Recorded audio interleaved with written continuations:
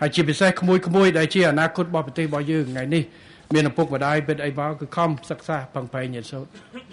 ចាប់យកឱកាសពួកខ្លួនឯងជាអ្នកសម្រេចចិត្តខ្លួនឯងថាយើងជាបន្ទុកសង្គមឬមួយក៏យើងជាធនធានរបស់សង្គមបាទបើយើងជាមនុស្សដែលមានគុណធម៌សីលធម៌យើងមានចំណេះដឹងសមត្ថភាព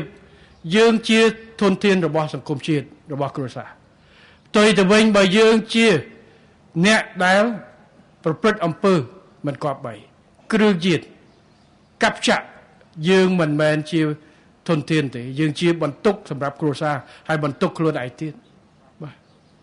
ហើយនេះហើយគឺថាសុំកុំជាបន្ទុកដល់សង្គមសុំកខ្លាំងខិតខំប្រើប្រាស់ឱកាសរបស់ខ្លួនកសាងខ្លួនជាធនធាន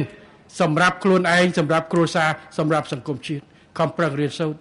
បាទសាលាថ្មីល្អហើយប៉ុន្តែមិនប្រកាសថាសិស្សបកកែជាងមុនទេបើសិនជាយើងមិនរៀនបាទវាតែប្រហែលអញ្ចឹងណាហើយគួយមុខនោះសិនថ្នាក់ទី11 12បាទខំប្រឹងរៀនសូត្រសាលាថ្មីមិនមែនបានតែជាប់ទាំងអស់ទេបាទ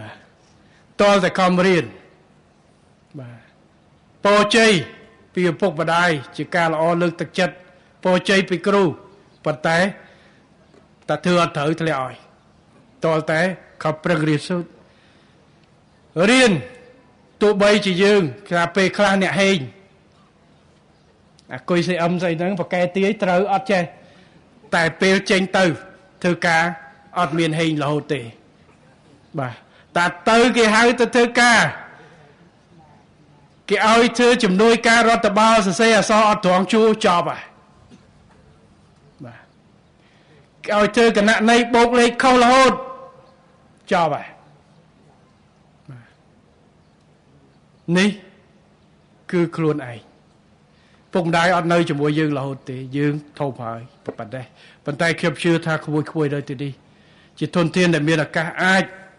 ដឹងហើយយល់ហើយពីតម្លៃហើយជាពិសេសទំហំទុកចិត្តទឹកចិត្តឪពុកម្ដាយដែលលះបង់យ៉ាងណាចង់ឲ្យតែក្មួយបានល្អទេបាទល្អសំខាន់បំផុតគឺថាដោយកលងធัวអត់ខូចអត់មានបញ្ហាអត់វាយគេអត់គេវាយរៀនលោកគ្រូអ្នកគ្រូក៏សប្បាយចិត្តដែរគាត់ចង់ទៅអ៊ុតមើលទេសិស្សគាត់ចេញពីសាលាហ្នឹងមើល20ឆ្នាំ30ឆ្នាំទៀតទៅដល់ណា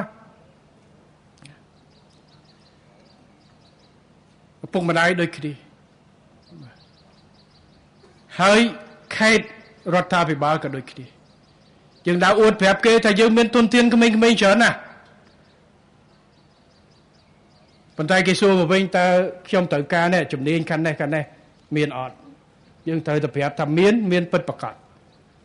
អញ្ចឹងទាំងអស់គ្នាយើងអាចធ្វើបាន